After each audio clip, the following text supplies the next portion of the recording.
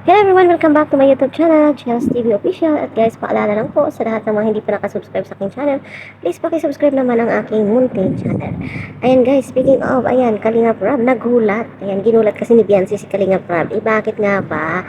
Ikaw talaga, Bibi Biancy, lagi mo na lang kaming ginugulat. Lagi kaming napapangiti sa iyo at kinikilig sa lahat ng mga palabas na nakikita namin.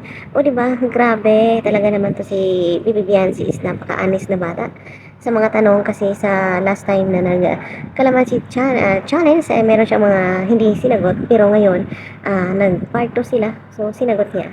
Ayan at malalaman nga natin grabe talaga namang nagulat si Kalinga Prab.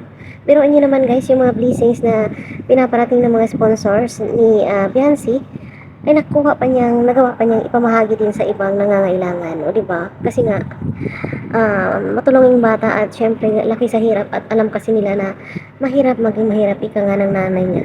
Kaya naman ayan ini-extend din niya yung mga tulong na binibigay sa kanya ng mga sponsor kahit walang vlog. So ayan makikita talaga natin na napaka-sincere naman itong si Biancy at karapat-dapat na pumuhos talaga ang mga biyaya kasi hindi lang naman siya ang nakikinabang kundi marami ring nakikinabang kagaya nga ng mga kamag-anak niya na mahirap din.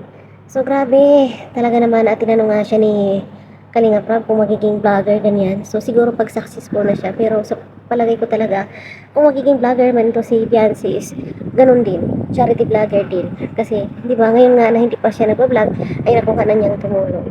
So, grabe talaga, napahanga ako at syempre, hinaidolo natin yan siya. So, sana marami pang blessings para marami rin siyang ma-share. So, that's all for now. Thank you so much for watching. God bless us all. Bye-bye! Mama!